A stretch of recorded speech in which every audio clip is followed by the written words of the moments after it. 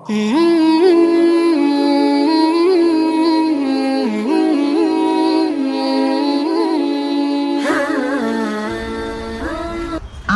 নাম শুনেছেন? আট-রশির পীর, বর্তমান পীর না, যিনি মারা গেছেন, নাম জানেন? হাসমতুল্লাহ। কি নাম? হাসমতুল্লাহ। এই হাসমতুল্লাহ সাহেবের লেখা আমি একটা পড়েছি। ওখানে উনি লিখেছেন যে একজন মানুষ ইবাদত বন্দিগি করতে করতে আস্তে আস্তে ধীরে ধীরে যে সে তার মর্তবা উন্নীত হতে থাকে, উপরে উঠতে থাকে, এই মর্তবা বাড়তে বাড়তে যদি ইয়াকিনের মর্তবা একটা আছে, ইয়াকিনের মর্তবায় পৌঁছে গেলে আর তার ইবাদত বন্দিগি করা লাগে না। আবার বলেন নাউজুবিল্লাহ। আচ্ছা, সে যে এই কথাটা বললো, এটার সাথে আপনারা কেউ একমত আছেন? এটা কি সত্য বললো না মিথ্যা বললো? হক না বাতিল? কিন্তু দলিল কি দিয়েছে জানেন? কোরআনের আয়াত। দলিল কি? কোরআনের আয়াত। তার এই কথার সপক্ষে সে দলিল লিখেছে, ওয়াবুদ রাব্বাকা হাত্তা ইয়াতিয়াকাল ইয়াকিন। আল্লাহ পাক বলেন আমাদের নবীজিকে, ওয়াবুদ রাব্বাকা, আপনি আপনার রবের ইবাদত করতে থাকুন। কতক্ষণ করবেন? হাত্তা ইয়াতিয়াকাল ইয়াকিন, যতক্ষণ পর্যন্ত আপনার ইয়াকিন না আসে ততক্ষণ ইবাদত করেন। ইয়াকিন পর্যন্ত যতক্ষণ না পৌঁছবে ততক্ষণ ইবাদত করতে থাকবে। ইয়াকিনের মর্তবায় পৌঁছলে আর ইবাদত লাগবে না। এখন আমি যদি কোনো একটা বাচ্চাকে বলি যে এই প্যান্ডেলের একদম শেষ যেই পিলারটা আছে, খুঁটিটা, ওই পর্যন্ত দৌড় দিয়ে যাও, তাইলে সে দৌড় দিয়ে ওই পর্যন্ত যাবে। এরপরে কি আর যাওয়া লাগবে? হ্যাঁ, আমার নির্দেশ মান্য হবে ওই পর্যন্ত চলে গেলেই। তা আল্লাহ তো বলছেন যে ইয়াকিন আসা পর্যন্ত ইবাদত করো, তো ইয়াকিনের মর্তবায় পৌঁছে গেলে আর ইবাদত লাগবে না। অথচ পৃথিবীর যত মুফাসসির আছেন, সাহাবা থেকে তাবেঈন, তাবে তাবেঈন, আইম্মে মুজতাহিদিন, সমস্ত মুফাসসিরিনে কেরাম এই ব্যাপারে একমত। কেউ এখানে দ্বিমত করেননি যে এখানে ইয়াকিন শব্দের অর্থ হলো মৃত্যু। ওয়াবুদ রাব্বাকা হাত্তা ইয়াতিয়াকাল ইয়াকিন অর্থ আপনার মৃত্যু আসা পর্যন্ত আপনি ইবাদত করতে থাকেন। তো দেখেন, কোরআনের আয়াতও ঠিক আছে, শব্দও ঠিক আছে, গণ্ডগোলটা কোথায়? অর্থ পরিবর্তন করে ফেলেছে। এইভাবে এই বাতিল ফিরকাগুলো আপনাদেরকে ডাকছে, চারিদিক থেকে ডাকছে। আমরা তো মাশাআল্লাহ টেলিভিশনের পর্দায় কিংবা ইন্টারনেটে অনলাইনে তাকিয়ে থাকি, কথায় কথায় কোরআনের আয়াত, কথায় কথায় হাদিস, একেবারে হাদিসের কিতাবের নাম, খণ্ড নাম্বার, পৃষ্ঠা নাম্বার, লাইন নাম্বার, কথায় কথায় আয়াত নাম্বার, সূরার নাম বলছে, আর হা করে তাকিয়ে থাকি আর বলি যে এই বুঝি ওহী নাযিল হচ্ছে তার উপরে। কিন্তু কোন দিক দিয়ে যে তোমাকে ডাইভার্ট করছে, কোন দিক দিয়ে তোমাকে যে পথভ্রষ্ট করছে, তুমি তো বুঝতেই পারছো না। মুহতারাম হাজিরিন, এই যখন আমাদের অবস্থা, কথায় কথা আসে, পরে আবার ভুলে যেতে পারি। আরেকটা মজার কথা আসছে, এরপরে আমি আলোচনা শুরু করছি। কথায় কথা আসে। রংপুরে গেছি, রংপুর, ওখানে মাহফিলে গেছি। তো যাওয়ার পরে জানতে পারলাম এর 3 দিন আগে ওখানে আরেকজন ডক্টর, শায়েখ ডক্টর, লাস্টে হলো মাদানি, মাঝখানে হলো ডক্টর কাজী ইব্রাহিম। নাম কি? ডক্টর কাজী ইব্রাহিম সাহেব। নাম শুনেছেন কেউ কেউ? আমাদের বর্তমান যারা আহলে হাদিস ভাই দাবি করেন, ওনাদের একজন ইমাম না? ওরা কি ইমাম মানে না? মানে না? আহলে হাদিসরা ইমাম মানে না? আমরা ইমাম মানে একজনকে, ওরা ইমাম মানে 1000। ওরা ইমাম মানে কয় হাজার? কমপক্ষে 1000। সেটা আমি পরে আসছি। ডক্টর কাজী ইব্রাহিম সাহেব ওখানে গেছে। ওনাকে কাগজের মাধ্যমে প্রশ্ন করা হয়েছে। মাহফিলে অনেকে পার্চা পাঠায় না, এরকম পার্চা পাঠায়। ওইদিকে উত্তরবঙ্গে খুব প্রশ্ন করে। এক মাহফিলে আমি বয়ান শেষ করেছি 1:30টার সময়, আর প্রশ্ন এসেছে 53টা প্রশ্ন। এত প্রশ্ন করে ওরা। তো কাগজের মধ্যে তার কাছে প্রশ্ন করা হয়েছে যে আচ্ছা, আপনারা আহলে হাদিস ভাইয়ারা যে ডাক্তার জাকির নায়েক সাহেবের এত প্রশংসা করেন, তো উনি তো টাই পরে, তো টাই জায়েজ না জায়েজ এটার মাসআলা প্রশ্ন করা হয় নাই, একটা পোশাক, কিন্তু টাইয়ের কথা কি কোরআনে কোথাও আছে? এটা হলো প্রশ্ন, যে কোরআনে কোথাও কি টাইয়ের কথা আছে? তো ডক্টর কাজী ইব্রাহিম সাহেব উত্তর দিচ্ছেন, হ্যাঁ আছে তো। নাউজুবিল্লাহ বলবেন না? বলছে হ্যাঁ কোরআনে আছে তো টাইয়ের কথা। বলে কোথায় আছে? তো উনি আয়াত তেলাওয়াত করলেন। এখন তো আর ফাও কথা বলার সুযোগ নাই, এগুলা তো সব তো ক্যামেরায় বন্দী হয়ে যাচ্ছে, হ্যাঁ ফাও বলছি না। উনি বলছেন ইয়াওমা নাতুবিস সামাআ কাতাইয়িস সিজিল্লি লিল কুতুব, এই আয়াত তেলাওয়াত করলেন। এই আয়াতে টাইয়ের কথা আছে। আচ্ছা উনি কি বলেছেন ওটা পরে বলছে, আগে এই আয়াতের অনুবাদটা শুনেন। আল্লাহ কি বলেছেন, আল্লাহ কি বলেছেন এটা শুনেন, তারপরে ডক্টর সাহেবেরটা শুনেন। আল্লাহ বলছেন ইয়াওমা নাতুবিস সামাআ কাতাইয়িস সিজিল্লি লিল কুতুব, স্মরণ করুন ওই দিনের কথা। ওই দিন মানে কিয়ামতের দিন। আল্লাহ বলছেন কিয়ামতের দিন আমি কি করব, নাতুবিস সামাআ, আকাশটাকে একেবারে দুমড়ে মুচড়ে দলা মোচড়া করে ফেলবো। নাতুবিস সামা, আকাশকে দলা মোচড়া করে ফেলবো। কিরকম, কাতাইয়িস সিজিল্লি লিল কুতুব, লিখিত কাগজকে যেভাবে দলা মোচড়া করা হয়। তুমি একটা কাগজের মধ্যে কিছু লিখেছো, লেখার পরে মনে হলো যে লেখাটা ঠিক হয় নাই, কাটাকাটি হয়ে গেছে, তখন এই কাগজটা তুমি কি করো, কাগজটাকে দলা মোচড়া করে এইভাবে দলা মোচড়া করে ঝুড়ির মধ্যে ফেলে দাও, কি দাও না?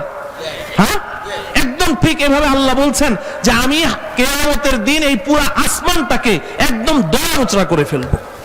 কাতাইয়িস সিজিল্লি লিল কুতুব। এখন ডক্টর সাহেব উনি বলছেন যে টাইয়ের কথা তো কোরআনে আছে, কোথায়? এই যে ইয়াউমা নাতুবিস সামাআ কাতাইয়িস, হাতে ভাবে কাতাইয়িস সিজিল্লি লিল কুতুব। এই তই তই, আমরা নোয়াখালীর মানুষ টাইকে তই বলি, এই তই মানে টাই।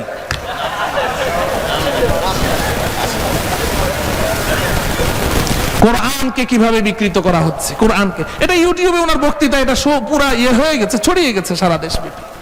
আমি তো বানিয়ে বলছি না। এইভাবে প্রত্যেকটা ফিরকা আপনাকে কোরআন বিকৃত করে, হাদিস বিকৃত করে আপনাকে যখন অক্টোপাসের মতো চারিদিক থেকে টানছে, তখন আপনার অবস্থাটা কি বলেন? এই অবস্থায় আমাদের কি জানা প্রয়োজন আছে যে নাজাত প্রাপ্ত দল কোনটা? ওটাকে চিহ্নিত করার প্রয়োজন আছে। আমরা কি সবাই ওই দলের অন্তর্ভুক্ত হতে চাই? কারা কারা হতে চাই হাত উঠাই। আল্লাহ রাব্বুল আলামিন আমাদের সবাইকে নাজাত প্রাপ্ত, মুক্তিপ্রাপ্ত আহলুস সুন্নাহ ওয়াল জামাতের অন্তর্ভুক্ত হওয়ার তৌফিক দান করুন। হাত নামান।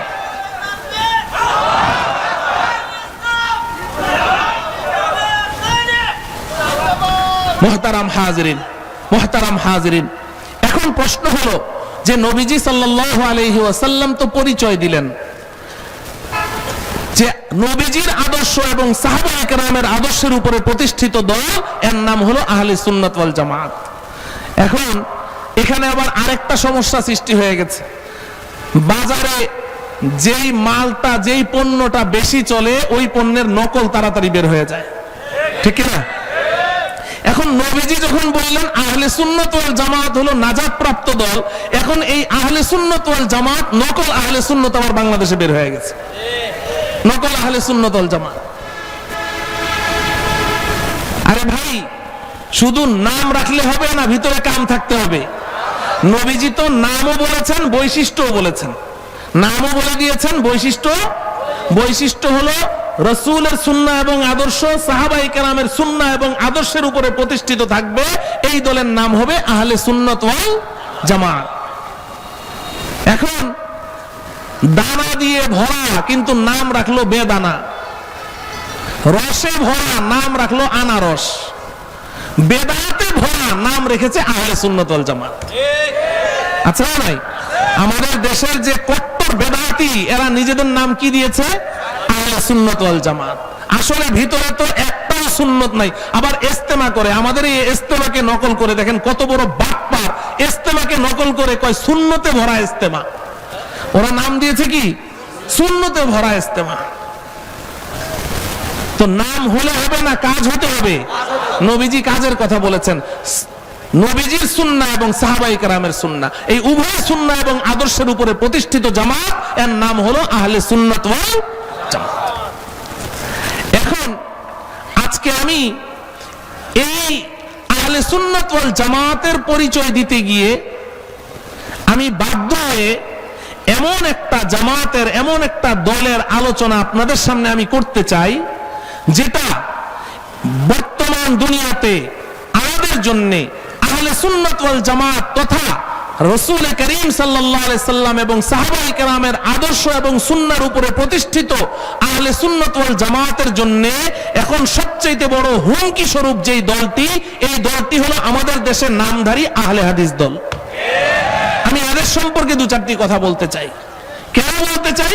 কোন দলকে কটাক্ষ করার জন্য না, কোন দলকে খাটো করার জন্য না, বরং আপনি যদি দিন চিনতে চান তাহলে আগে আপনাকে রাত চিনতে হবে। রাত চিনলে দিন চিনা সহজ হবে, ঠিক কিনা?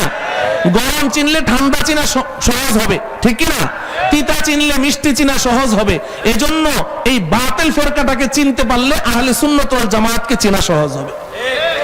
এবং বর্তমান সময়ে আমার এই সরল প্রাণ যারা শিক্ষিত দিনদার সাথীদেরকে, যারা আহলে সুন্নাত ওয়াল জামাতের দলভুক্ত আছেন এবং উলামায়ে হক্কানি রব্বানির পরামর্শ অনুযায়ী তারা তাদের দ্বীন ঈমান এবং ইবাদত বন্দেগীতে পরিচালিত করছেন, এদের জন্য এরা বড় হুমকি স্বরূপ এবং এদেরকেই তারা টার্গেট বানিয়ে এদেরকে বারবার পথভ্রষ্ট করার পায় তারা করছে। বিধায় আমি এই দলটি সম্পর্কে দু চারটি কথা আপনাদের সামনে নিবেদন করতে চাই। মুহতারাম হাজিরিন,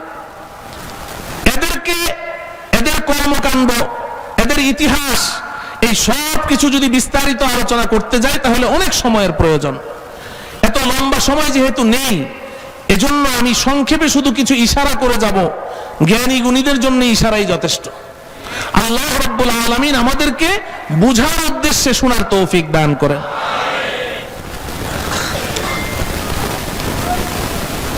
আপনারা জানেন এই উপমহাদেশে এক সময় ইংরেজরা শাসন করেছে, ব্রিটিশরা শাসন করেছে না?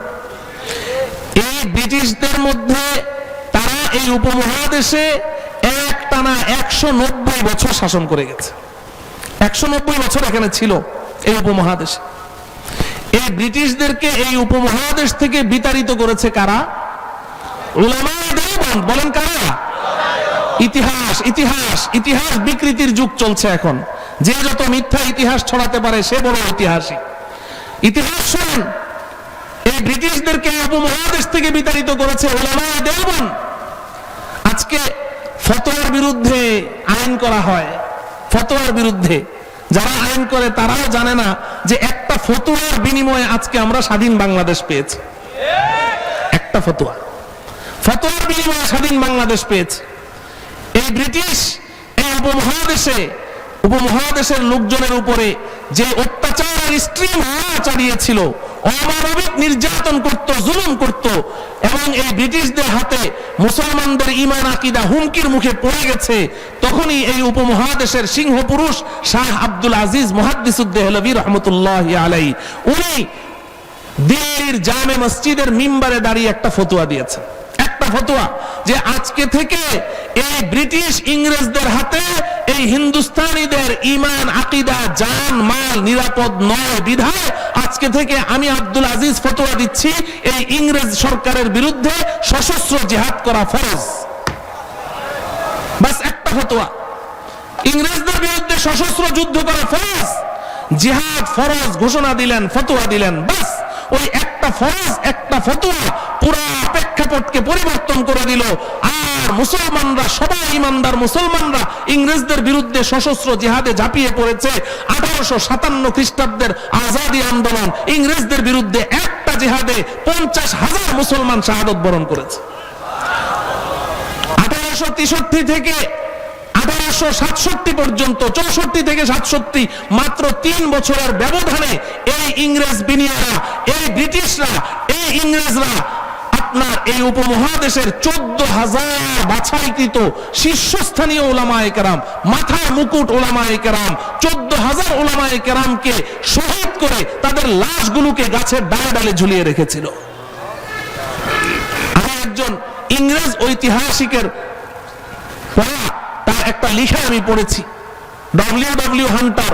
সে লিখেছে, যখন ইংরেজদের বিরুদ্ধে মুসলমানদের জিহাদ চলছে, ওই সময় দিল্লিতে আমি এক জায়গায় তাঁবু গেড়েছিলাম। আমার তাঁবুর পেছনে একটা বিশাল গর্ত ছিল।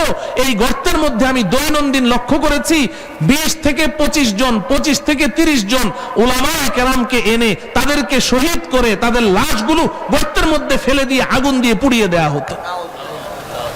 মুহতারাম ভাই, উলামায়ে কেরামের এই ত্যাগের বিনিময়ে তাদের এই সশস্ত্র জিহাদ, দারুল উলুম দেওবন্দের প্রতিষ্ঠাতা কাসেম নানুতুবি রাহমাতুল্লাহি আলাইহি, হাজী আমদাদুল্লাহ মুহাজির মক্কি রাহমাতুল্লাহি আলাইহি, রশিদ আহমদ গঙ্গুহি রহমতুল্লাহ আলাইহি, শাইখুল হিন্দ মাহমুদ হাসান দেওবন্দি, আওলাদ রাসূল শাইখুল আরবি ওয়াল আজম সৈয়দ হুসাইন আহমদ মদনী, শাহ ইসমাইল শহীদ আহমদ সৈয়দ আহমদ বলাগি, ওনাদের শাহাদাতের বিনিময়ে, ওনারা এই জিহাদের সেনাপতি ছিলেন, তাদের শাহাদাত এবং তাদের কুরবানির বিনিময়ে এক সময় এই ব্রিটিশরা এই হিন্দুস্তান থেকে বিতাড়িত হতে বাধ্য হয়েছে। ব্রিটিশরা যাওয়ার ফলশ্রুতিতে ভারত স্বাধীনতা লাভ করেছে, হিন্দুস্তান স্বাধীন হয়েছে, ফলশ্রুতিতে পাকিস্তান স্বাধীনতার মুখ দেখেছে, আর ওই এর বিনিময়ে আমরা একটা স্বাধীন বাংলাদেশ পেয়েছি। ও বাংলাদেশের মুসলমান, আজকে কিছু কুলাঙ্গার তারা উলামায়ে কেরামের দিকে আঙ্গুলি উত্তোলন করে বলে যে উলামায়ে কেরাম স্বাধীনতা বিরোধী শক্তি। আমি এই সমস্ত কুলাঙ্গারদেরকে বলতে চাই, যদি এই উলামায়ে দেওবন্দ তারা তাদের শাহাদাতের বিনিময়ে এই ব্রিটিশকে এই উপমহাদেশ থেকে বিতাড়িত না করত, আগে বাংলাদেশের মুসলমান ব্রিটিশদের পা ধুয়ে পানি খাওয়া ছাড়া কোনো উপায় ছিল না। মুহতারাম হাজরিন, সে ভিন্ন কথা, আমি ওই ইতিহাস শোনাতে চাচ্ছি না। আমি বলতে চাই, এই ব্রিটিশরা যখন এই উপমহাদেশ ছেড়ে চলে যায়, যখন তারা পরাজিত হয়, তখন তারা গভীরভাবে তদন্ত করেছে, তদন্ত কমিটি গঠন করেছে। তারা নিজেরাও বড় বিস্মিত যে আধুনিক বিজ্ঞান, প্রযুক্তি, অস্ত্র শস্ত্র, ক্ষমতা সবকিছু আমাদের হাতে, কেন আমরা পরাজিত হলাম, কেন তাদের সাথে পারলাম না? তদন্ত কমিটি রিপোর্ট করেছে যে তোমরা এই হিন্দুস্তানিদের বাহুবল আর অস্ত্রের মুখে পরাজিত হওনি, বরং এই হিন্দুস্তানের মুসলমানদের ঈমান শক্তির কাছে তোমরা পরাজিত হয়েছে। এই রিপোর্ট পাওয়ার পরে এই ব্রিটিশরা যখন এই হিন্দুস্তান থেকে চলে যায়, যাওয়ার সময় এই হিন্দুস্তানের এই উপমহাদেশের মুসলমানদেরকে একটা মরণ কামড় দিয়ে যায়। কি দিয়ে যায়? মরণ কামড়। বুঝেন মরণ কামড়? হিন্দিতে বলে হাম তো ডুবে হ্যাঁ সনম তুঝকো লেকে ডুবেঙ্গে। বন্ধু, আমি তো ডুবছি, আমি একা ডুববো না, তোকে নিয়েই ডুববো। এই ব্রিটিশরা যখন এই উপমহাদেশ ছেড়ে যায়, যাওয়ার সময় এই মরণ কামড়টা দিয়ে যায়, ও উপমহাদেশের মুসলমানেরা, তোমাদের ইমানি শক্তির কাছে তো আমরা পরাজিত হয়েছি, আমরাও তোমাদের ইমানের 12টা বাজিয়ে ছাড়বো, আমরাও তোমাদের ইমানের 12টা বাজিয়ে ছাড়বো। কিভাবে তোমরা ইমান নিয়ে এখানে বেঁচে থাকো এই হিন্দুস্তানে, ওটাও আমরা দেখে ছাড়বো। এই কারণে তারা খুব সুদূর প্রসারী পরিকল্পনা করে আমাদের মধ্যে কতগুলো মুনাফিক তৈরি করে রেখে গেছে, মুসলমানদের মধ্যে কতগুলো মুনাফিক তৈরি করে রেখে গেছে। আমি ইতিহাস বলছি, আপনারা শুনেন। এই মুনাফিকদেরকে এই দায়িত্ব দিয়ে গেছে যে তোরা এই হিন্দুস্তানের ইমানদার মুসলমানদের ইমান কিভাবে ধ্বংস করে এদেরকে বেঈমান বানানো যায়, এই ষড়যন্ত্রে তোরা লিপ্ত থাকবি, তোদেরকে যত ধরনের সহযোগিতা করা লাগে এগুলো আমরাই করব। এই মুনাফিকদের মধ্যে এক মুনাফিকের নাম হলো মির্জা গোলাম আহমদ কাদিয়ানী। নাম শুনেছেন? আচ্ছা, আমি আপনাদের কাছে জিজ্ঞাসা করি, মির্জা গোলাম আহমদ কাদিয়ানী কি দাবি করেছে? ওকে কে নবী বানিয়েছে? আল্লাহ বানিয়েছেন? কে বানিয়েছে? ব্রিটিশরা। কে বানিয়েছে? ব্রিটিশরা বানিয়েছে। কোন সন্দেহ আছে? ব্রিটিশরা তাকে নবী বানিয়েছে, মুসলমানদের নবী বানায় ইংরেজ। এই তাকে এখানে নবী বানিয়ে গেল, বাস সে নবী দাবি করেছে। মির্জা গোলাম আহমদ কাদিয়ানী ও নবী হয়েছে, তার উম্মত পয়সা ছিটাইলে তো পাওয়া যায়, আছে না নাই? হ্যাঁ, মানুষ যেমন আশরাফুল মাখলুকাত, উলাইকা হুম খায়রুল বারিয়া, আবার উলাইকা হুম শাররুল বারিয়া, মানুষের মধ্যে সবচেয়ে নিকৃষ্ট। উলাইকা কাল আনআমি বাল হুম আদাল, আল্লাহ বলেন হায়াওয়ান জানোয়ারের চেয়ে আরো নিকৃষ্ট। এরকম মানুষ আছে না নাই? পয়সা ছিটাইলেই পাওয়া যায়। বাস কিছু উম্মত জুটে গেল। এবার উম্মত বলে যে নবী সাহেব, নবীদের কাছে না ওহী আসে, আপনার কাছে তো ওহী আসে না, ওহী দেখান না কেন? তো রাতের বেলা সে তার খোদাদের কাছে গেছে। মির্জা গোলাম আহমদ কাদিয়ানীর খোদা কারা? ইংরেজরা। কথা বলে না কারা? তো গেছে যে খোদা ওহী চায়, ওহী তো দিলেন না। কয় কোনো সমস্যা নাই, ওহী কতগুলো লিখে দিয়েছে। পরদিন গিয়ে বলে যে আমার কাছে তো ইংরেজিতে ওহী আসে, ইংরেজিতে ওহী আসে। আচ্ছা, গতকালকে একটা আয়াত নাযিল হয়েছে, নাউজুবিল্লাহ বলেন। ওইটা আমার মনে আছে, ওইটা পড়েছি, তো ছাত্র জমানায় পড়েছিলাম। তো সে লিখেছে আমার কাছে গতকালকে ওহী এসেছে যে though all man should be angry but Allah is with you, though all man should be angry but Allah is with you, he shall help you, word of God can not exchange. নাউজুবিল্লাহ বলেন। বলছে মির্জা গোলাম আহমদ কাদিয়ানী, পৃথিবীর সমস্ত মানুষ যদি তোমার বিরুদ্ধে চলে যায়, আল্লাহ কিন্তু তোমার সাথে আছে, তিনি তোমাকে সাহায্য করবেন, আল্লাহর ওয়াদা কখনো ভঙ্গ হয় না। এই হলো মির্জা গোলাম আহমদ কাদিয়ানী। বলেন এই মির্জা গোলাম আহমদ কাদিয়ানীকে এই মুনাফিক হিসেবে সেট করে কে রেখে গেছে? ইংরেজরা। এই এক মুনাফিক, ওর সম্পর্কে আজকে আলোচনা আমার উদ্দেশ্য নয়। আরেকজন মুনাফিক, তার নাম আপনারা জানেন না, ওর নাম হলো মৌলভী আহমদ রেজা খান। আহমদ রেজা খান, এই আহমদ রেজা খান তার পরিচয় জানেন না, তবে মির্জা গোলাম আহমদ কাদিয়ানী চলে গেছে, তার প্রেতাত্মা এখনো দুনিয়াতে আছে না নাই? তার অনুসারীরা দুনিয়াতে আছে না নাই? এই মৌলভী আহমদ রেজা খান সেও দুনিয়াতে নেই, কিন্তু তার অনুসারীরা আছে। আমাদের দেশে খুব আছে, যত ধরনের রশি, বাঘ, হ্যাঁ বাঘ চিনেন? দেওয়ান বাঘ, কুতুব বাঘ, রাজার বাঘ আছে না নাই? রশি আছে না নাই? পাড়া আছে না নাই? শর আছে না নাই? এই যত শর, পাড়া, বাঘ যা আছে এগুলা সব হচ্ছে ওই আহমদ রেজা খানের অনুসারী। ওদের ব্যাপারে আলোচনা আজকে আমার উদ্দেশ্য নয়। আরেকজন মুনাফিক তৈরি করে রেখে গেছে, এর নাম হলো মৌলভী আব্দুল হক বেনারসি। এই নামটা মনে রাখেন, আজকে আমি এই ব্যাপারে দু চারটি কথা বলবো। নাম কি? মৌলভী আব্দুল হক বেনারসি। ভারতের একটা জায়গা বেনারস আছে না নাই? হ্যাঁ। আচ্ছা, আপনারা এরকম মাঝে মধ্যে হাত উঠাচ্ছেন কেন? কি করছেন? এই যে মাঝে মধ্যে হাত উঠাইতে দেখা যায় না, এটা করেন না, এটা একটা মাহফিলের মজলিস, এখানে কথা শুনেন। হ্যাঁ, তো মৌলভী আব্দুল হক, বলেন নাম কি? মৌলভী আব্দুল হক বেনারসি। এই মুনাফিক, তাকে কি দায়িত্ব দিয়ে গেল? মিশকাত শরীফ একটা হাদিসের কিতাব, মিশকাত শরীফের ব্যাখ্যা গ্রন্থ মাজাহিরে হক, উলামায়ে কেরাম জানেন মাজাহিরে হক। এই মাজাহিরে হকের মুসান্নিফ আল্লামা কুতুবউদ্দিন রাহমাতুল্লাহি আলাইহি, উনি লিখেছেন, ওনার কিতাবের নাম হলো তুহফাতুল আরবি ওয়াল আজম। মনে রাখবেন কিতাবের নাম কি? তুহফাতুল আরবি ওয়াল আজম। এই কিতাবের মধ্যে তিনি লিখেছেন যে সৈয়দ আহমদ বেরলভী রহমতুল্লাহি আলাইহি, শাহ ইসমাইল শহীদ রহমতুল্লাহি আলাইহি যখন ইংরেজদের সাথে, ব্রিটিশদের সাথে লড়াই চলছে, ওই সময় 1246 হিজরি, 1200 কত? 46 হিজরি, খ্রিস্টাব্দ না, 1246 হিজরি। এখন চলছে 1400 কত? কথা বলে না, 43। 1246, 1346 আর 1443, তার মানে 200 বছর পুরো হতে আর 3 বছর বাকি, ঠিক কি না? এই আমি ভালো করে বুঝেন, 1246 হিজরি সৈয়দ আহমদ বেরলভী রহমতুল্লাহি আলাইহি, শাহ ইসমাইল শহীদ রহমতুল্লাহি আলাইহি, ওনারা পাঞ্জাবে এসেছেন। পাঞ্জাবে আসার পরে জানতে পারলেন যে এখানকার একজন মানুষ, তার নাম হলো মৌলভী আব্দুল হক বেনারসি। এই মৌলভী আব্দুল হক বেনারসি, সে হঠাৎ করে একটা আওয়াজ উঠিয়েছে। হঠাৎ করে এই আওয়াজ এই পৃথিবীতে কেউ এর আগে শুনে নাই, উপমহাদেশের মানুষ তো কখনোই শুনে নাই। হঠাৎ সে একটা স্লোগান, একটা দাবি উত্থাপন করেছে। কি দাবি? ভালো করে বুঝেন। মৌলভী আব্দুল হক বেনারসি হঠাৎ করে আওয়াজ তুলল যে কোন মুসলমান 4 মাযহাবের কোন মাযহাবের অনুসরণ করতে পারবে না।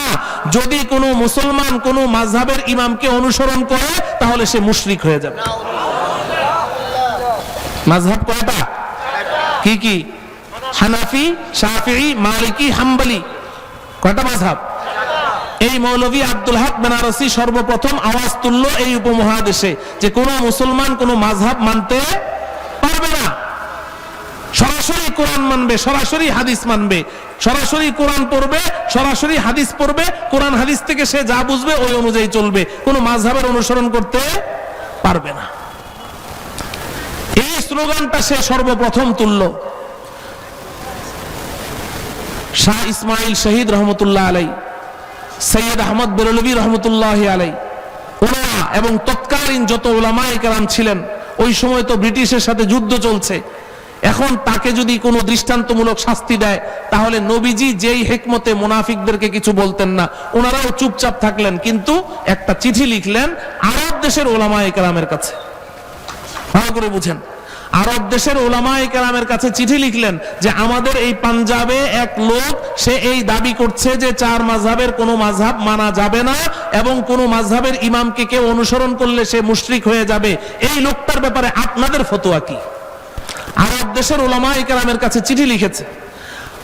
হারামাইন শরীফাইনের ইমাম, মক্কা মদিনার ইমাম, ওই সময় 4 মাযহাবের যারা ইমাম ছিলেন তারা প্রত্যেকেই ওই ফতোয়ার মধ্যে সিগনেচার করেছে। এই ফতোয়া তারা উত্তর লিখেছে যেই লোক এই কথা বলে যে কোনো মাযহাব মানা যাবে না, এই লোকটা গোমরাহ, পথভ্রষ্ট, এবং এই লোকটাকে কতল করে দেয়া হোক। এই লোকটাকে কতল করে দেয়া হোক, এই ফতোয়া এসেছে। এই ফতোয়াটা যখন হাতে আসলো, আর আব্দুল হক বেনারসি যখন জানতে পারলো যে আরব দেশের উলামায়ে কেরাম আমার কতলের ব্যাপারে ফতোয়া দিয়েছে, তখন সে পাঞ্জাব থেকে পলায়ন করে তার এলাকা বেনারস চলে গেল। বেনারসে গিয়ে তখন সে মানুষদেরকে তার এই গুমরাহ এই মতবাদের দিকে দাওয়াত দিতে লাগলো যে কোনো মাযহাব মানা যাবে না, মাযহাব মানা যাবে না, সরাসরি কোরআন মানো, মাযহাব মানলে কাফের হয়ে যাবে। এইভাবে সে একটা দল গঠন করলো। এই দলটা বর্তমান আহলে হাদিস নামে আমাদের সামনে পরিচিত।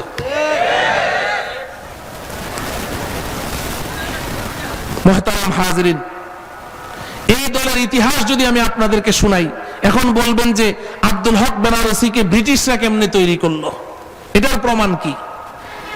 ব্রিটিশরা তো মির্জা গোলাম আহমদ কাদিয়ানীকে দায়িত্ব দিয়েছে যে খতমে নবুয়ত, আল্লাহর রাসূল মুহাম্মদুর রাসূলুল্লাহ সাল্লাল্লাহু আলাইহি সাল্লাম সর্বশেষ নবী, খাতামুন নবিয়্যিন, এটার গোড়া তুমি কুঠারাঘাত করো, খতমে নবুয়তকে তুমি ছিন্ন বিচ্ছিন্ন করে তুমি নবী দাবি করো। আর আব্দুল হক বেনারসি তাকে দায়িত্ব দিয়েছে কি? তাকে দায়িত্ব দিয়েছে, ব্রিটিশদের একটা পলিসি ছিল এই উপমহাদেশে আমাদের উপরে যে জুলুম করত, ওদের একটা পলিসি ছিল। সেই পলিসিটা ছিল divide and rule. Divide and rule, মানুষের মধ্যে ঝগড়া লাগাও আর শাসন করো, এক হতে দিবা না। মানুষকে কি হতে দিবে না? এক হতে দিবে না, এক প্ল্যাটফর্মে থাকতে দিবে না। মুসলমানদের ঐক্যের মধ্যে ফাটল ধরো আর এদের মধ্যে শাসন করো, কারণ এদের মধ্যে যদি ঐক্য হয় তাহলে তো এরা আমাদের বিরুদ্ধে জিতে যাবে। এই পলিসিটা এই মৌলভী আব্দুল হক বেনারসির মাধ্যমে এটাকে অ্যাপ্লাই করেছে। কিভাবে? এবার বুঝেন। এই ভারত, পাকিস্তান, বাংলাদেশ সহ এই উপমহাদেশের সমস্ত মুসলমান আমরা সব সময় নামাজ পড়ি একরকম। আমাদের নামাজের মধ্যে কোনো 2 রকম আছে? সবার নামাজ একরকম। রমজানে তারাবি পড়ি সবাই একরকম, জুমার নামাজ পড়ি একরকম, ঈদের নামাজও পড়ি একরকম, জানাজার নামাজও পড়ি একরকম। আমাদের সবার ইবাদত বন্দেগীর মধ্যে কোনো ভিন্নতা ছিল না। সবাই আমরা একরকম নামাজ, রোজা, হজ, যাকাত, আমাদের সবকিছু একরকম ছিল। আমরা এই উপমহাদেশের সমস্ত মুসলমান ইমামে আজম আবু হানিফা রহমতুল্লাহি আলাইহির অনুসরণে কোরআন ও হাদিসের আলোকে আমরা আমাদের দ্বীন ঈমান পরিচালিত করেছি। সবকিছু আমাদের একরকম ছিল, কোনো ভিন্নতা ছিল না।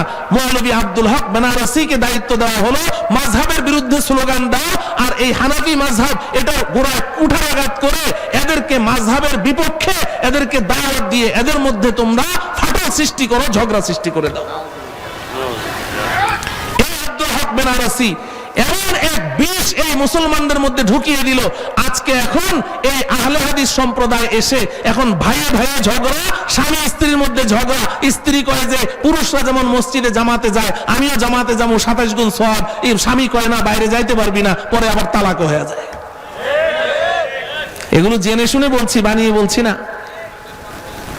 মুহতারাম ভাইও, এই আব্দুল হক বেনারসি এদেরকে এই দায়িত্ব দিয়েছে। আপনি এটার প্রমাণ চান, আমি কিন্তু কিতাব নিয়ে এসেছি প্রমাণ স্বরূপ।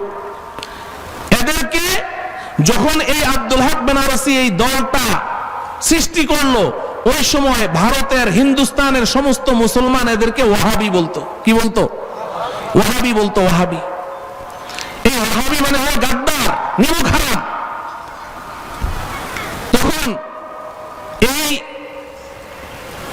দলের প্রতিষ্ঠাতা মৌলভী মুহাম্মদ হুসাইন বাটালভি, তার একটা মাসিক পত্রিকা ছিল ইশাআতুস সুন্নাহ। এই পত্রিকার মধ্যে ব্রিটিশ সরকার বরাবর একটা দরখাস্ত লিখেছে। এই দরখাস্তটা আমার কাছে আছে। দরখাস্ত লিখেছে, দরখাস্তের বক্তব্য হলো, মাননীয় ব্রিটিশ সরকার প্রধান, আমরা আমাদের লিখনী, আমাদের বক্তৃতা উপস্থিত অনুপস্থিত সর্বাবস্থায় আমরা ইংরেজ সরকারের সব সময় কল্যাণকামী শুভাকাঙ্ক্ষী, সব সময় ইংরেজ সরকারের প্রশংসায় পঞ্চমুখ, এবং সব সময় আমরা ইংরেজ সরকারকে মুসলমানদের বিরুদ্ধে সহযোগিতা করে আসছি। কিন্তু এই হিন্দুস্তানের মুসলমানেরা আমাদেরকে ওয়াহাবি বলে, এই নামটা আমাদের পছন্দ না। আমরা যেহেতু সবসময় আপনাদের কল্যাণকামী, আপনাদের শুভাকাঙ্ক্ষী, এজন্য ব্রিটিশ সরকারের কাছে আমাদের আবেদন, আমাদেরকে ওয়াহাবি নামটা কেটে দিয়ে আমাদেরকে আহলে হাদিস নামটা বরাদ্দ দেওয়া হোক, আহলে হাদিস নামটা বরাদ্দ দেওয়া হোক। এই দরখাস্তের পরে ব্রিটিশ সরকার তদন্ত কমিটি গঠন করে যাচাই করে দেখেছে, হ্যাঁ আহলে হাদিস এই যেই মানুষগুলো আছে যারা মাযহাবের বিরুদ্ধে কথা বলছে, এরা বাস্তবেই আমাদের কল্যাণকামী, আমাদের শুভাকাঙ্ক্ষী, ইংরেজদের পক্ষে কথা বলে। শুধু তাই নয়, এদের এই মৌলভী মুহাম্মদ হুসাইন বাটালভী সহ নবাব সিদ্দিক হাসান খান, এরা তাদের কিতাবের মধ্যে পরিষ্কার লিখেছে ইংরেজ সরকারের বিরুদ্ধে জিহাদ করা হারাম, ইংরেজ সরকারের বিরুদ্ধে জিহাদ করা হারাম, হারাম ফতোয়া দিয়েছে। তখন ইংরেজ সরকার তাদের উপরে করুণা করে এই আহলে হাদিস নামটা তাদেরকে বরাদ্দ দিয়েছে। মুহতারাম হাজরিন, এই মৌলভী আব্দুল হক বেনারসি শুরু করলো এই আহলে হাদিসের গোড়াপত্তন। আমি আপনাদেরকে আজকে ইতিহাস বললাম, আপনারা যাচাই করবেন। যারা আপনাদেরকে আহলে হাদিস সম্প্রদায়ের দিকে ডাকে, আমি বলে দিলাম 1246 হিজরি, এই 1246 হিজরির একদিন আগেও, এক বছর আগেও গোটা পৃথিবীতে কোথাও এরকম আহলে হাদিস মসজিদ, আহলে হাদিস মাদ্রাসা, লামাযহাবী মাদ্রাসা, এরকম গোটা পৃথিবীতে যদি একটা প্রতিষ্ঠান কেউ দেখাইতে পারে, আমি আবার আপনাদের কাছে এসে তওবা করে আমি ওদের দলে ঢুকে যাব। এই শুরু 1246 এই হিজরি, এখান থেকে ওদের গোড়াপত্তন, এখান থেকে শুরু এই দলটার। এই ইংরেজরা এদেরকে শুরু করে দিয়ে গেছে। এখন বর্তমান সময়ে আমরা এদেরকে নিয়ে কি কি সমস্যা ফেস করছি, আমি 2-4টি দৃষ্টান্ত দিয়ে আলোচনা শেষ করব। আমরা এখন কি সমস্যায় আছি? সমস্যাটা হলো, এই বন্ধুরা যেহেতু ইংরেজদের দেওয়া এই পবিত্র দায়িত্ব পালন করছে, এই কারণে এরা সর্বপ্রথম মুসলমানদের সবচাইতে গুরুত্বপূর্ণ, ঈমানের পরে সবচাইতে গুরুত্বপূর্ণ ইবাদতের নাম কি? নাম কি? প্রথমে আমাদের নামাজটাকেই টার্গেটে নিয়েছে। সর্বপ্রথম নামাজ দিয়ে শুরু করেছে তাদের পবিত্র কাজ। কি কাজ করলো এরা? এখন আমাদের নামাজে ভুল ধরা শুরু করেছে যে তোমাদের নামাজ হয় না, তোমরা হানাফিরা যে নামাজ পড়ো, নামাজ হয় না। বলে কেমনে পড়তে হবে? তো নামাজের শুরুটাই আমাদের ভুল। আমরা যে নামাজে যে ভদ্রভাবে একটু দাঁড়াই, আমাদের বলে দাঁড়ানোটাই হয় না। বলে কি করতে হবে? এই যে 4 আঙ্গুল 5 আঙ্গুল ভাবে এইভাবে স্বাভাবিকভাবে ফাঁক করে দাঁড়াও, এইভাবে হবে না, 3 হাত ফাঁক করে দাঁড়াইতে হবে। আছে না নাই? তা আমি এই দাঁড়ানোর মাসলা দিয়েই আলোচনা শুরু করি, ঠিক আছে তো? এখান থেকেই তো তারা শুরু করে। আমার মসজিদে, আমাকে তো চিনেন আপনারা, এই যে গাবতলী জমিদার বাড়ি মসজিদে আমি আছি। তো আগে তো একসময় 5 ওয়াক্ত নামাজ পড়াইতাম ওখানে। এখন তো সফরের ঝামেলার কারণে, ব্যস্ততার কারণে শুধু জুমা পড়াই। 5 ওয়াক্ত নামাজে তো আমি মুসল্লি। তো একদিন পেছনে নামাজ পড়ছি ইমাম সাহেবের পেছনে, পাশে এক যুবক, নওজোয়ান যুবক, ও এসে পা ফাঁক করে আমার এই ডান পায়ের কনিষ্ঠাঙ্গুলির উপরে ওর আঙ্গুলিটা দিয়ে ভেবে চেপে ধরেছে। তো যখন চেপে ধরলো, নামাজের মধ্যে আরেকজনের পা যদি পায়ে লাগে তো একটু আনইজি লাগে কি লাগে না? তা আমি পাটা একটু সরিয়ে ফেললাম। সরানোর পরে দেখি আস্তে আস্তে আবার পাটা ফাঁক করে আবার চেপে ধরেছে। তো যখন চেপে ধরলো তো আমি আবার আরেকটু সরিয়ে ফেললাম। তো যখন আরেকটু সরিয়ে ফেললাম, এবার আর সে দয়া করে আমাকে খোঁচা টোচা মারলো না। নামাজের পরে আমি তাকে জিজ্ঞাসা করলাম যে তোমার বাসা কোথায়? অমুক জায়গায়। তো বাবা তুমি কি আমাকে চিনো? বলে হ্যাঁ, আপনি খতিব সাহেব। আচ্ছা, তো খতিব সাহেব হিসেবে তো একটু সম্মানের পাত্র, তো তুমি নামাজের মধ্যে বারবার পা দিয়ে আমাকে খোঁচাও কেন? কয় বুখারী শরীফে আছে। ডাইরেক্ট কি বললো? বুখারী শরীফে আছে। আপনি বলেন তখন কেমনটা লাগে মেজাজ? খুব ধৈর্যের পরিচয় দিয়ে আমি বললাম বাবা তুমি নামাজের পরে একটু বসো, তোমার সাথে কথা আছে। নামাজের পরে আমি ছেলেটাকে ধরে উপরে নিয়ে গেলাম আমার রুমে। ছেলেটাকে বসিয়ে আমি আমার কিতাবের র‍্যাক থেকে বুখারী শরীফটা বের করছি। তো ও তো বুঝে ফেলছে যে ওকে এখন রিমান্ডে নেওয়া হবে। তো যখন বুখারী শরীফটা বের করছি, তখন সে পেছন থেকে বলে হুজুর আমি কিন্তু বুখারী শরীফ পড়তে জানি না। তখন আমি বললাম যে বুখারী শরীফ পড়তে জানো না, তুমি না বললা বুখারী শরীফে আছে। তা আমি তো বুখারী শরীফ পড়াই এতদিন থেকে, আমি তো কোথাও পেলাম না যে এইভাবে পায়ের সাথে পা এরকম চেপে ধরতে হবে। তো তুমি কোথায় পেয়েছো, এটা তো আমার শিখতে হবে। আমি যে এই বুখারী শরীফের উপরে আমল করছি না, আমার তো গুনাহ হচ্ছে, তো তুমি আমাকে দেখিয়ে দিবে না, আজকে থেকে আমিও শুরু করব। কয় না আমি বুখারী শরীফ পড়তে জানি না। আমি তাহলে বুখারী শরীফে আছে বললে যে? কয় যে আমার শায়েখ বলেছে। এই কালো বিড়াল কেমনে বের হয় দেখেছেন? কি বলেছে? শায়েখ বলেছে। আপনারা ইনসাফের সাথে বলেন তো, তাইলে ও কি বুখারী শরীফের উপরে আমল করছে না শায়েখের কথায় আমল করছে? তাইলে শায়েখের কথায়, যে শায়েখে কয় কাতাই সিজিল্লিল কুতুব, কোরআন শরীফে টাই আছে, তো ওই শায়েখের অনুসরণ করার কারণে ও মুশরিক হইল না, আর আমরা ইমামে আজম আবু হানিফার অনুসরণের কারণে মুশরিক হয়ে গেলাম। হ্যাঁ, আমরা তো এক ইমামকে অনুসরণ করি, এই কারণে আমরা একবার মুশরিক হয়ে, তোদের তো শুধুমাত্র লাল রুমাল একটা মাথায় দিয়ে যদি খালি শায়েখ মাদানি লাগাইতে পারে তাই তো ইমাম শুরু করে। হিন্দুরা যেমন কোন একটা বড় গাছ দেখলে সেজদা শুরু করে, বড় একটা পাথর দেখলে সেজদা শুরু করে, আবার কোন একটা লিঙ্গ যদি লম্বা দেখে ওটাও সেজদা শুরু করে, ঠিক না? তো তোরা তো এরকম সৌদি রুমাল মাথায় দিয়ে কেউ খালি মাদানি লাগাইলেই তোরা ইমাম মানিস। তো আমরা এক ইমামকে মানার কারণে যদি একবার মুশরিক হই, তোরা 1000 ইমামকে মানিস, 1000 বার মুশরিক হয়ে গেলি। বলে যে শায়েখ বলেছে। আমি আজকে আপনাদেরকে ওই হাদিসটা দেখাই, বিভ্রান্ত হয়েন না, বুঝতে চেষ্টা করেন। আমার প্রিয় যুবক ভাইয়েরা, ভার্সিটির ছাত্র ভাইয়েরা, আপনাদেরকেই তো টার্গেট বানায় ওরা বেশি। বুঝতে চেষ্টা করেন, কি সুন্দর লাগে। তাও একেবারে জিন্সের প্যান্ট না, একদম স্কিন টাইট জিন্সের প্যান্ট পরে যে দুইটা ফাঁক করে দাঁড়ায়, মনে হয় যেন সুপারি গাছ দুইটা একটা আরেকটার সাথে জয়েন্ট দিয়ে রাখছে না, কি সুন্দর লাগে। ওই দেখে দেখে, ওই যে বললাম ইউটিউবে আজকে দিল বরবাদ করে সব। এখন এরকম ফাঁক করে কেন দাঁড়ায়? আবার বলে যে একজনের পায়ের সাথে আরেকজনের পা কি করতে হবে? টাচ করে দাঁড়াইতে হবে। এখানে বলে না ফাঁক রাখা যাবে না, একজনের পায়ের সাথে আরেকজন টাচ করে দাঁড়াইতে হবে। এটা কি কারণে তারা বলে? এরা দলিল হিসাবে পেশ করে বুখারী শরীফের একখানা হাদিস।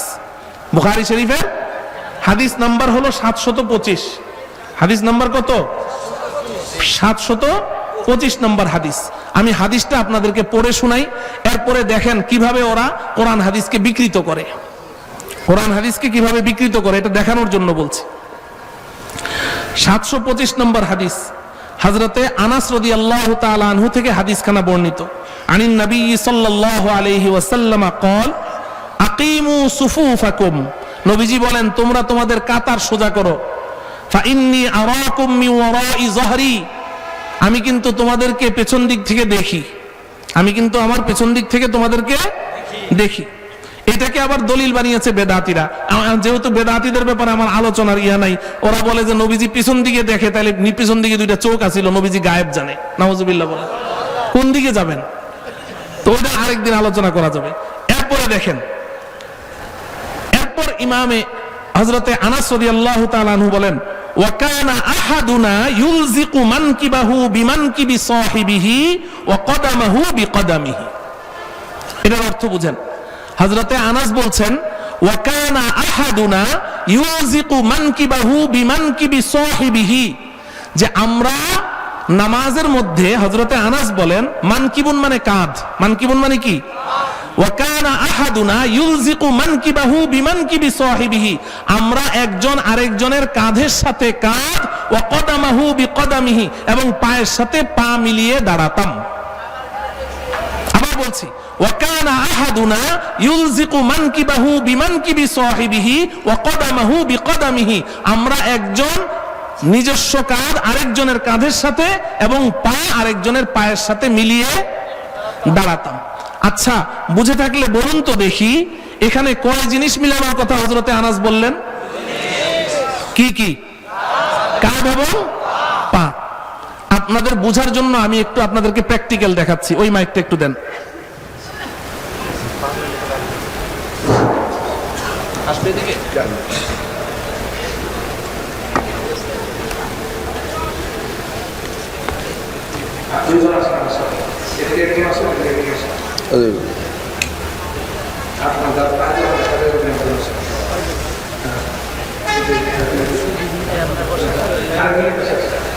ওরা যতটুকু কাজ করে আমার ভাষায় লাগে আপনারা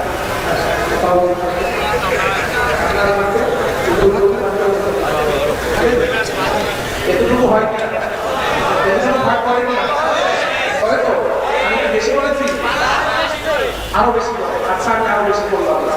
দেখেন, তাইলে বুখারী শরীফের হাদিস দিয়ে আপনাদেরকে দলিল দিচ্ছি যে বুখারী শরীফের মধ্যে আছে যে ওয়াকানা আহাদুনা ইউযিকু মানকিবাহু বিমানকিবি সাহিবিহি ওয়া কদামাহু বিকদামিহি, যে আমাদের একজন আরেকজনের কাঁধের সাথে কাঁধ এবং পায়ের সাথে পা মিলিয়ে দাঁড়ানো। এই হলো এই হাদিসের অর্থ।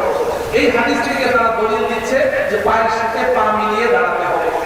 হযরত আনাস বললেন না, পায়ের সাথে পা মিলিয়ে, পায়ের সাথে পা মিলিয়ে দাঁড়ানোর কথা হযরত আনাস বলেছেন, এই কারণে আমরা পায়ের সাথে পা মিলিয়ে দাঁড়াই।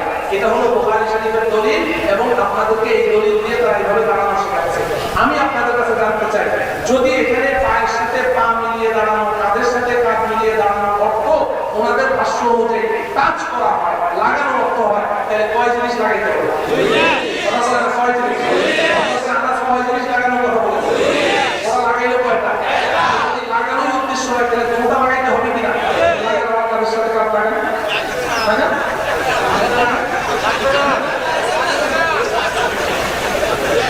তাহলে এটা কি হাদিসের উপরে আমল হলো নাকি মানুষকে ধোঁকা দেওয়া হলো?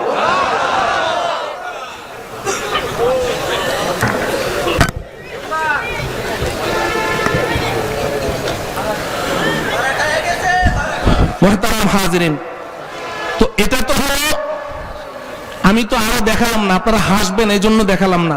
আবু দাউদ শরীফের মধ্যে আছে হাঁটুর সাথে হাঁটু মিলানোর কথা, পায়ের সাথে পা, কাঁধের সাথে কাঁধ, হাঁটুর সাথে হাঁটু মিলিয়ে দাঁড়াতাম। তিনটা কথা আছে। তাহলে এখানে পায়ের সাথে পা মিলানোর দ্বারা বোঝা গেল টাচ করার উদ্দেশ্য না, কারণ পায়ের সাথে পা টাচ করবেন, কাঁধের সাথে কাঁধ টাচ করবেন, এটা কোনোদিন সম্ভব নাকি?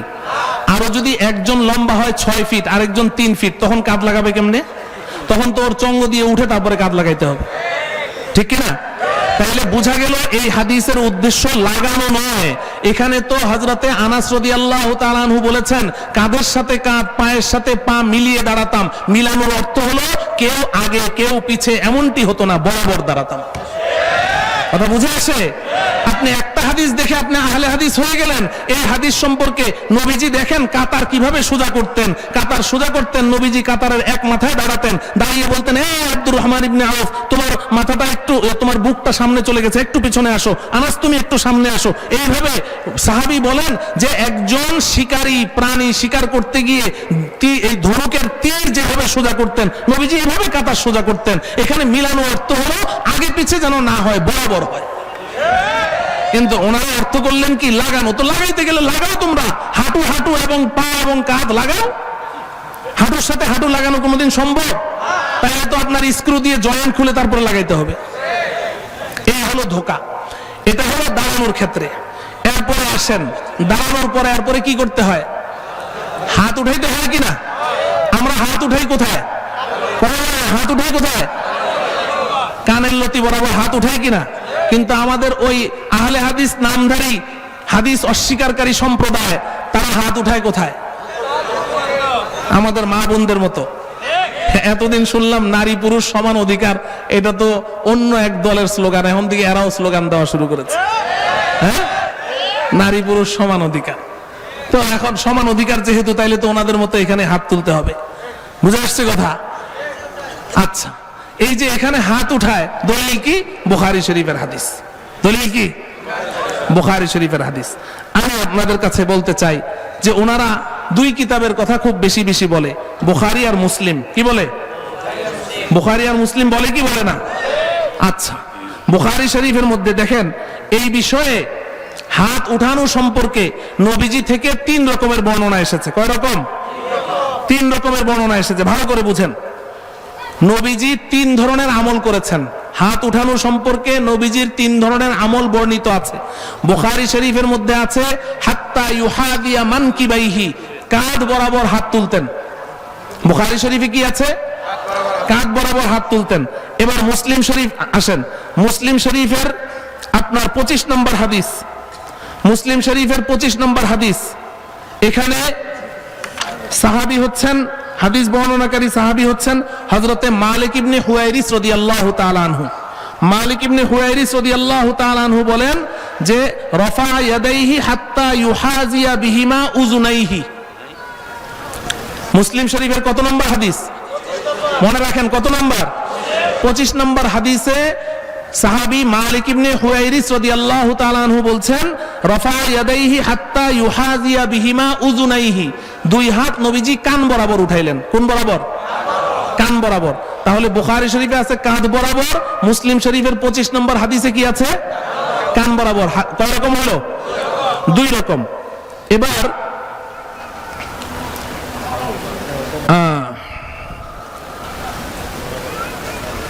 আর মুসলিম শরীফের আরেকটি হাদিসের মধ্যে আছে হাত্তা ইউহাজিয়া বিহিমা ওয়া ক্বালা হাত্তা ইউহাজিয়া বিহিমা ফুরুআ উযুনাইহি। এটা হলো 26 নম্বর হাদিস। 26 নম্বর হাদিসে হযরতে কতাদা রাদিয়াল্লাহু তাআলা আনহু তিনি এই সনদে বর্ণনা করছেন। উনি বলেন ওয়া ক্বালা হাত্তা ইউহাজিয়া বিহিমা ফুরুআ উযুনাইহি। কয় নম্বর হাদিস? 26 নম্বর। আগেরটা গেল 25 নম্বর, এটা কয় নম্বর? 26 নম্বর হাদিসে সাহাবী বলছেন নবীজি কানের লতি বরাবর হাত তুলতেন। ফুরুআ উযুনাইহি মানে কি? ফুরুউল উযুন মানে কানের লতি। আমাদের মা বোনরা যেখানে জিনিস পরে, জিনিস, বুঝে আসছে? তাইলে বর্ণনা কয় রকম হইল? 3 রকম হইল। তাইলে কাঁধ বরাবর, কান বরাবর, কানের লতি বরাবর। এখন আমি আমার আহলে হাদিস নামধারী বন্ধুদের কাছে জানতে চাই যে তোমরা না সহিহ হাদিসের উপরে আমল করো। আমরা তো সহিহ হাদিস মানি না, আমরা তো ইমাম আবু হানিফাকে মানি। তো তোমরা না সহিহ হাদিস মানো। তো সহিহ হাদিস তো তিনটাই। কাঁধ বরাবর, এটাও সহিহ হাদিস। মুসলিম শরীফের হাদিস কান বরাবর, এটাও সহিহ হাদিস। কানের লতি বরাবর, এটাও সহিহ হাদিস। তো তিনটাই তো সহিহ হাদিস। তোমরা তো খালি বুখারী মুসলিমের কথা বলো। তো বুখারী মুসলিমই তো নবীজির 3 রকমের আমল এসেছে। এখন তোমরা শুধু কাঁধ বরাবর হাত উঠাও, বাকি 2টা সহিহ হাদিস ছাড়লে কেন? জবাব দাও, কেন বাকি 2টা সহিহ হাদিস ছাড়লে? তো তোমরা তো সহিহ হাদিসের উপরে আমল করো, আহলে হাদিস। আমরা তো আহলে হাদিস না। অতএব তোমরা জবাব দাও, সহিহ হাদিস বাকি 2টা ছাড়লে কেন? কোনো জবাব আছে? কিয়ামত পর্যন্ত জবাব নাই। কারণ আমার এই সুর তো আজকে প্রথম না, আমি তো আরো 20 বছর থেকে এই চ্যালেঞ্জ করে আসছি, এখনো তো কোনো উত্তর আসে নাই। কেন 2টা সহিহ হাদিস ছাড়লে? এবার আপনি জিজ্ঞাসা করবেন যে হুজুর ঠিক আছে, ওরা নাইলে উত্তর দিতে না পারলো, আপনি কেন 2টা সহিহ হাদিস ছাড়েন? আমরা তো কাঁধ বরাবর উঠাই না, তা আপনি তো কাঁধের হাদিস ছেড়ে দিলেন, ছাড়লাম না। তাইলে এখন আমার উত্তর দেওয়ার প্রয়োজন, ঠিক কিনা? আমরা কি নিজে উত্তর দিব না ইমামের কাছে যাব? কথা বলেন, কার কাছে যাব? এই ইমামের প্রয়োজন এই জন্য হয় যে সমস্ত আয়াত এবং হাদিসের মধ্যে কোনো কন্ট্রাডিকশন নেই, যে সমস্ত কোরআনের আয়াত ও হাদিসের বক্তব্য সুস্পষ্ট, সেখানে তো ইমামের কাছে যাওয়ার কোনো প্রয়োজন নাই। যেখানে এমন কন্ট্রাডিকশন হবে, বিরোধ হবে, সিদ্ধান্ত নিজে নিতে পারছি না, তখনই কার কাছে যেতে হয়? কার কাছে যেতে হয়? ইমামের কাছে যেতে হয়। চলো ইমামের কাছে যাই। ইমাম আজম আবু হানিফা রাহমাতুল্লাহ আলাইহিকে প্রশ্ন করা হলো, ও ইমামে আজম, এখন হাদিস তো 3 রকম, নবীজি তো 3 রকম আমল করেছেন, আমরা কোনটা করব? ইমাম আজম আবু হানিফা রাহমাতুল্লাহ আলাইহি উত্তর দিলেন, 3টা হাদিস যেহেতু সহিহ, 3টার উপরে আমল করতে হবে। কেমনে করব? 3টা হাদিসের উপরে কেমনে আমল করব? বলে যে তোমার এই 2টা বৃদ্ধাঙ্গুলি কানের লতি বরাবর উঠাও। যদি কানের লতি বরাবর বৃদ্ধাঙ্গুলি রাখো, তাহলে তোমার এই বাকি 4 আঙ্গুল থাকবে কান বরাবর, বৃদ্ধাঙ্গুলি থাকবে কানের লতি বরাবর, আর হাতের কবজি থাকবে কাঁধ বরাবর। একসাথে 3 হাদিসের উপরে আমল হয়েছে। তাইলে এইবার বলেন, হাদিস আমরা ওরা মানে না আমরা মানি? ওরা মানি।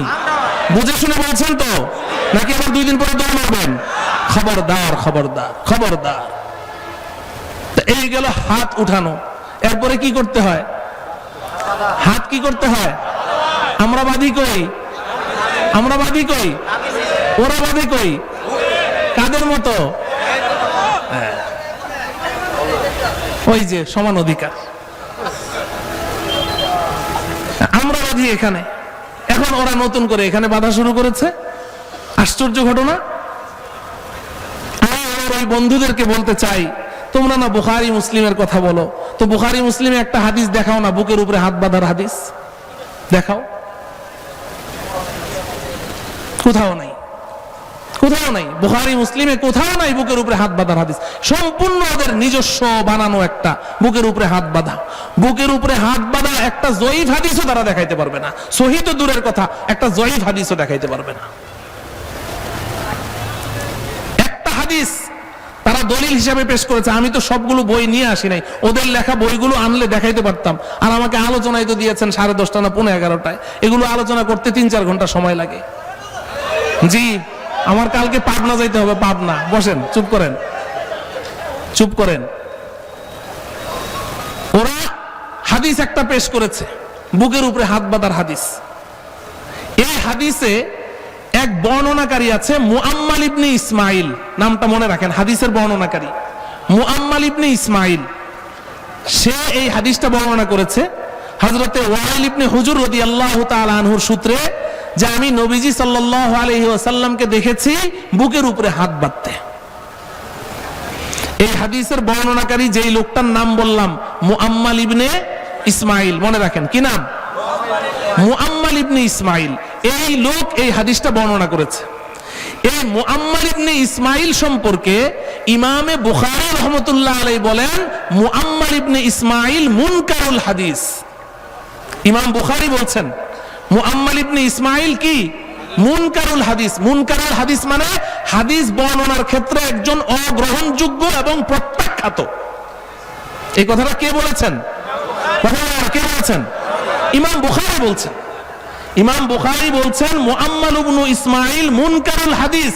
এবং ইমাম বুখারী আরেক জায়গায় বলছেন, ওয়া কুল্লু মান কুলতুহু মুনকারুল হাদিস লা ইয়াজুজুর রিওয়ায়াতু আনহু। আমি যদি কারো ব্যাপারে মুনকারুল হাদিস বলি, তার কাছ থেকে হাদিস বর্ণনা করা জায়েজ নাই। ইমাম বুখারী বলছেন এই কথা। তাইলে মুআম্মাল ইবনে ইসমাইলকে ইমাম বুখারী বলছেন মুনকারুল হাদিস, হাদিস বর্ণনার ক্ষেত্রে প্রত্যাখ্যাত। তো তোমাদের ইমাম তো ইমাম বুখারী, আমরা বুখারী শরীফ সারা জীবন পড়াই। আরে আমাদের উস্তাদ শাইখুল হাদিস আল্লামা আজিজুল হক সাহেব রাহমাতুল্লাহি আলাইহি, আল্লাহ রাব্বুল আলামিন হযরতের কবরকে নূরে নূরান্বিত করে দেন। একদিন হযরত শুয়ে আছেন, শুয়ে বুকে হাত দিয়ে হাসতে হাসতে বলছেন যে আহা, আজকে 60 বছর থেকে বুখারী শরীফ পড়াইলাম, কিন্তু আহলে হাদিস হইতে পারলাম না। বুখারী শরীফ পড়াইলাম কিন্তু আহলে হাদিস হইতে পারলাম না। আহলে হাদিস হইলো ওই যে লাঙ্গল কাঁধে নিয়ে খেতে যায়, ও বলে আহলে হাদিস। তো মুআম্মাল ইবনে ইসমাইল সে বর্ণনা করছে যে ওয়াইল ইবনে হুজর রাদিয়াল্লাহু তাআলা দেখেছেন নবীজিকে বুকের উপরে হাত বাঁধতে। আর মুআম্মাল ইবনে ইসমাইল সম্পর্কে ইমাম বুখারী বলছেন মুনকারুল হাদিস, হাদিস বর্ণনার ক্ষেত্রে একজন অগ্রহণযোগ্য প্রত্যাখ্যাত। এবং ইমাম বুখারী পরিষ্কার বলেছেন, কাউকে যদি আমি মুনকারুল হাদিস বলি, তার হাদিস রিওয়ায়াত করা জায়েজ নেই। এটা হলো বুকের উপরে হাত বাঁধার অবস্থা। এবার বলবেন যে হুজুর তাহলে নাভির নিচে হাত বাঁধা পাইলেন কই? এই কিতাবটার নাম হলো আল মুসান্নাফ। আল মুসান্নাফ লি ইবনে আবি শাইবা, ইমামে বুখারী রাহমাতুল্লাহি আলাইহির উস্তাদ। শুধু ইমাম বুখারী না, ইমাম মুসলিম রাহমাতুল্লাহি আলাইহির উস্তাদ আবু বকর ইবনে আবি শাইবা রাহমাতুল্লাহি আলাইহি। উনি হাদিসের কিতাব লিখেছেন। এই যে একটা কিতাব আপনি দেখছেন, এখানে এক খণ্ড না, এই কিতাবটা মোট 25 খণ্ড। আমি একটা খণ্ড নিয়ে এসেছি, 3 নম্বর খণ্ড নিয়ে এসেছি। এটা কত খণ্ড? এই 3 নম্বর খণ্ড। আচ্ছা, এই কিতাবের মধ্যে এই ইমাম বুখারী রাহমাতুল্লাহ আলাইহির উস্তাদ উনি হাদিস এনেছেন ওয়াইল ইবনে হুজর থেকে, আন আলকামাত ইবনে ওয়াইল ইবনে হুজর আন আবিহি قال رأيت النبي صلى الله عليه وسلم وضع يمينه على شماله في الصلاة تحت السرة। হযরতে ওয়াইল ইবনে হুজর রাদিয়াল্লাহু তাআলা আনহু বলেন, আমি নবীজি সাল্লাল্লাহু আলাইহি ওয়াসাল্লামকে দেখেছি ওয়াযা ইয়ামিনাহু আলা শিমালিহি, তিনি ডান হাত বাম হাতের উপরে রেখে ফিস সালাতি তাহতা সুররা, নাভির নিচে বেঁধেছেন। সুররাতুন মানে নাভি, তাহতা মানে নিচে, তাহতা সুররাতি নাভির নিচে। এই হাদিসটা মারফু হাদিস। এবং এই হাদিস সম্পর্কে হযরত আল্লামা কাসিম ইবনে কুতলুবুগা রাহমাতুল্লাহি আলাইহি উনি বলেছেন ইসনাদুহু জাইয়িদুন, এই হাদিসের সনদটা অনেক উত্তম সনদ। আর ইমাম বুখারীর এক উস্তাদ হাদিস বর্ণনা করেছে, ভালো করে বুঝেন। ইমাম বুখারীর এক উস্তাদ হাদিস এনেছেন আবু বকর ইবনে আবি শাইবা, আর আরেক উস্তাদ ইসহাক ইবনে রাহুয়া, ইমাম বুখারীর আরেক উস্তাদ, যেই উস্তাদের পরামর্শে ইমাম বুখারী বুখারী শরীফ লিখেছেন। এটা কি যেন তেন উস্তাদ? ইসহাক ইবনে রাহুয়া, ওনার পরামর্শে কিন্তু ওনার কথা রক্ষা করতে গিয়ে বুখারী শরীফ লিখেছেন। সেই ইসহাক ইবনে রাহুয়া রাহমাতুল্লাহি আলাইহি উনি লিখেছেন, যিনি ইমাম বুখারীর উস্তাদ, উনি বলেন আল হাদিসু তাহতা সুররাতি আকওয়াফিল হাদিসি ওয়া আকরাবা ইলা তাওয়াজুই, যে নাভির নিচে যদি হাত বাঁধা হয় তাহলে এই হাত বাঁধলে এটা হাদিসের উপরে বেশি আমল হয় এবং এই হাদিসটা বেশি শক্তিশালী এবং বিনয়টা বেশি প্রকাশ পায়। বিনয়টা কি পায়? বেশি প্রকাশ পায়।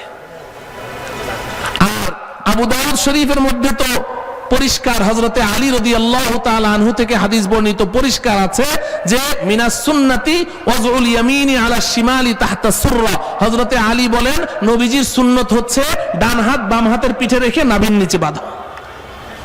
তাহলে সহিহ হাদিসের উপরে তারা আমল করছে না আমরা আমল করছি? কারা আমল করছে? আমরা আমল করছি। মুহতারাম হাজরিন, আর কদ্দুর যাব সামনে। এখন দেখেন, এরপরে দেখেন নামাজ শুরু করলেন। এখন নামাজ শুরু করার পরে এখন বলে কি যে ইমাম সাহেবের পিছনে সূরা ফাতিহা না পড়লে নামাজ হবে না। বলে কি বলে না? যে ইমাম সাহেব সূরা ফাতিহা পড়ে তো তোমরা সূরা ফাতিহা পড়ো, সূরা ফাতিহা না পড়লে কি হয় না? নামাজ হয় না। বলে কি বলে না? মাসআলা তো অনেক, কয়টা আলোচনা করব? আমি শুধু সংক্ষেপে আপনাদেরকে একটু বোঝার জন্য